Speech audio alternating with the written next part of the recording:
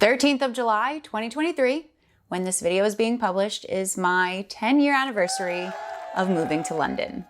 A decade.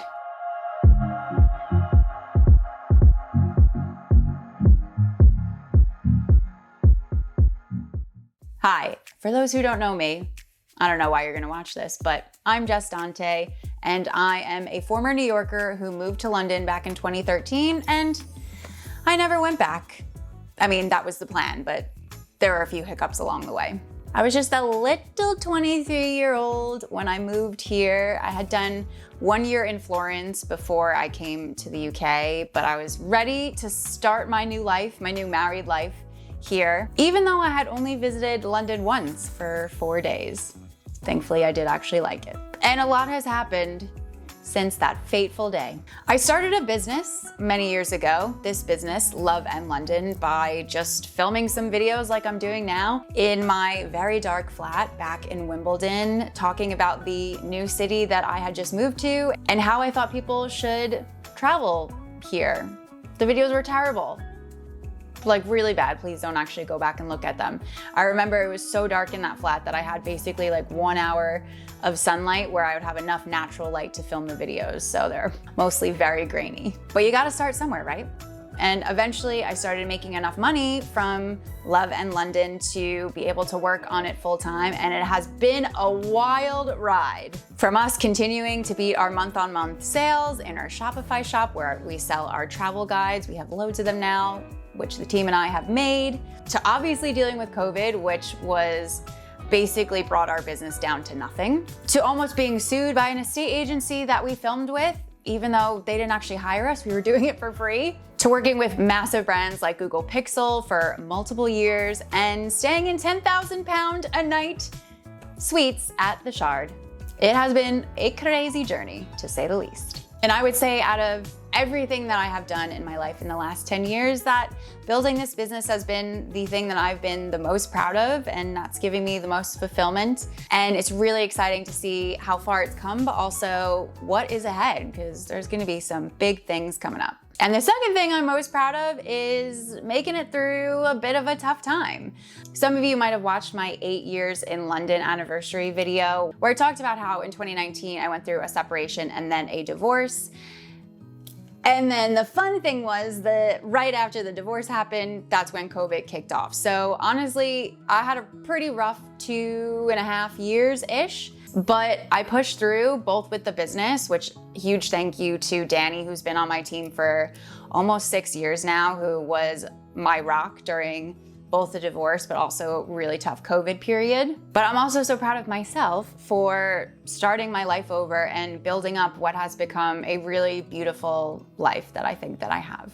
Ultimately, that very difficult period that I went through was worth it to come out on the other side and have the most beautiful group of friends that I could ever ask for, to live in a home that I absolutely love and feel so comfortable in an area that I love in London. I absolutely adore it here. And to have had such amazing opportunities in my life, both for fun and for work, over the last couple of years. So I feel like a very lucky, grateful gal. And I wish I could give 2020 Jess a big hug and tell her, it's gonna be okay. By the way, I'm not gonna go into the whole story of my marriage and divorce. I did talk about that a bit more in the video from my 8-year anniversary. So if you're interested in that, you can go watch that. And we're not bringing that energy to this video. So yeah, 10 years in London, I'm feeling a bit nostalgic, but mostly just really happy and grateful for the position that I am in now. And I feel, yeah, very lucky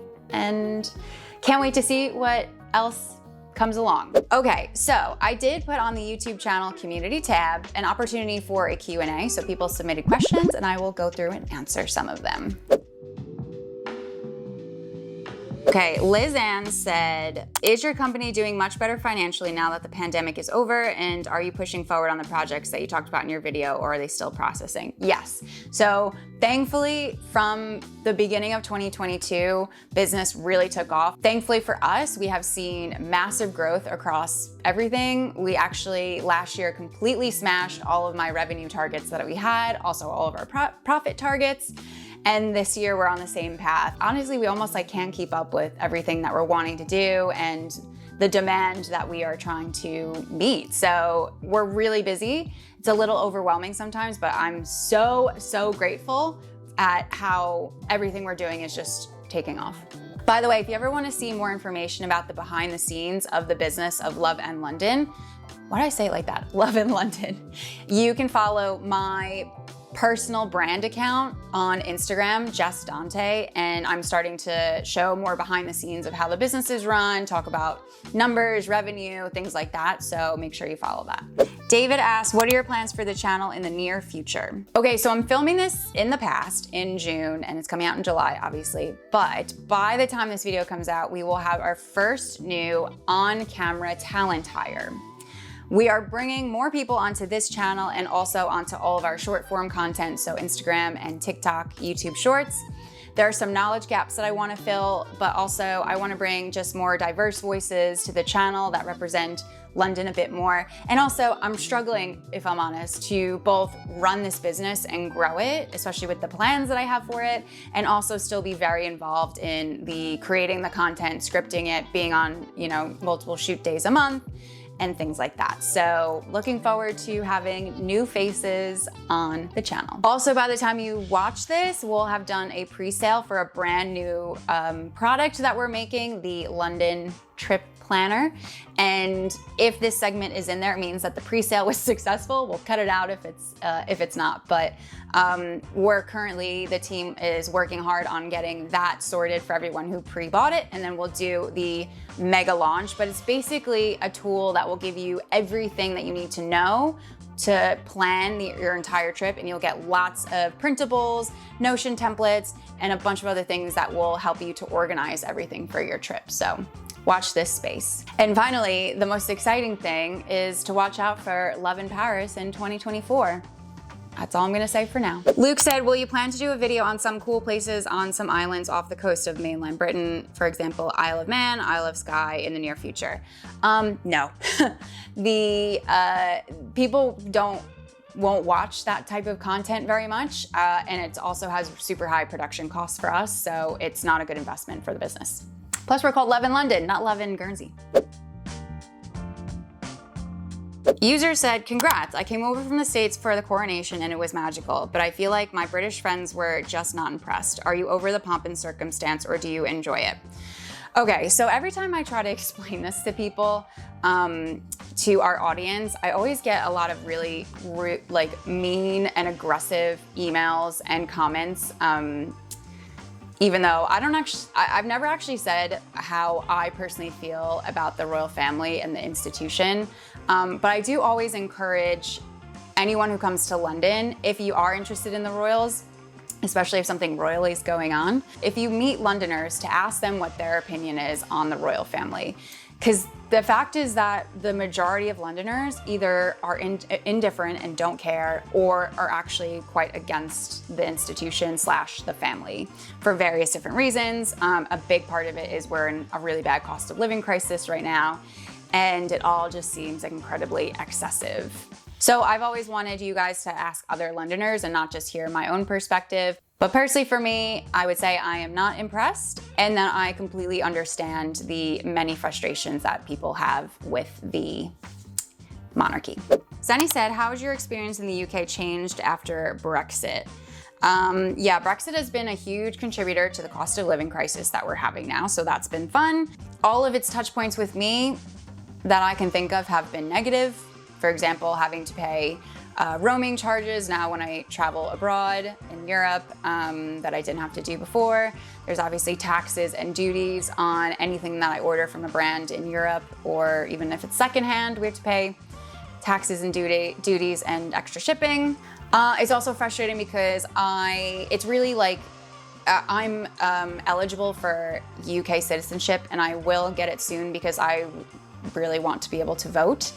But I also don't really, if it wasn't for the voting aspect, I wouldn't get my citizenship because it's not that valuable anymore. And as someone who wants to open other branches of her business in other parts of Europe, actually, I'm eligible to get an Italian citizenship, and I'm like, actually, that would actually make more sense to do that and pay the money for that versus doing it here. But it's something I'm trying to strike a balance with, and I'll probably get the UK one first because I don't plan on ever leaving here, and I want to have this as a home base always. And then I'll figure out, maybe I'll get the third passport. Who knows? But yeah, my summary of Brexit was... Sarah said, have you ever caught yourself speaking with an English-American hybrid accent? I know you don't on your channel, but maybe slip it in sometimes. No, I mean, I have certain intonations that are similar to how the English speak, I guess, and people speak in London. And obviously my vocabulary has changed quite a lot, but no, I don't ever get an English accent. If you've moved somewhere and in like past like 16 years old, you don't lose that original accent really. So I'm always a little suspicious of the people who moved here as an adult and they like have picked it up. Not really sure what's going on there. Chantal said, since moving to the UK, have you visited all of Europe? Do you still live in London? And if so, would you be willing to move anywhere else in the UK? So obviously Europe is massive, so I haven't seen all of it, but I do travel around Europe quite a bit. Actually, when this video comes out, I'll have just gotten back from Corsica, which is an island off of France. It'll be my first time going there. I was in Paris a couple weekends ago. I've been down to Florence a couple times in the last few months. So yeah, I definitely try to take advantage of the proximity as much as I can, especially Paris. I love hopping on the Eurostar. I still live in London. I have no plans to leave London. I would not want to live anywhere else in the UK because I already don't love the weather here. So I don't want to go like up and get even worse weather. I also I need a buzzing, massive city. I've always been like that. If I didn't move here, I'd be living in New York probably. Well, definitely New York, if not LA. So it's just like how I am. I guess I'm a masochist because I'm just only want to live in places where I'm paying significant amounts of money for absolutely everything. But you are who you are. Allison said, my question is an odd one. I've been to the UK 4 times now. What is the obsession in the UK for curry? It's not a British dish and there are almost hundreds of different types. It's baffled me for years. I tried one curry on a Virgin Atlantic flight and couldn't finish it. Okay, girl, never judge a dish by how it tastes on the plane. You know that plane food is bad, even if you're flying upper class, it ain't good. Plus there's something about your taste buds are like less pungent, I don't know, they absorb less when you're in the air, I don't know. Don't judge anything by that. We did talk about how Indian food and curries, South Asian foods are very popular in the UK in our British dishes to try in London video. So I go a bit more into detail on that one. Basically, the food started moving up here during the colonization periods.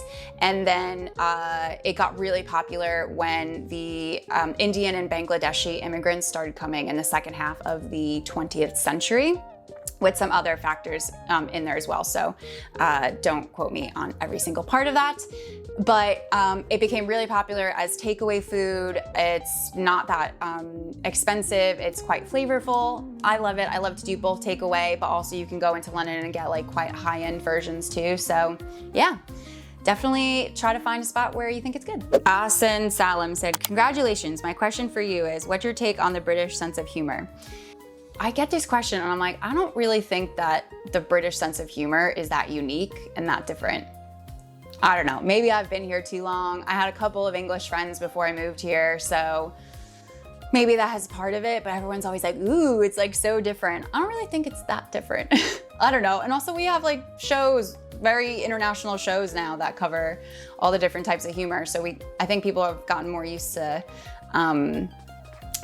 international humor. So I don't know, it is what it is. Sarah asked, did you know anyone in London before you moved there, or were you making your own way?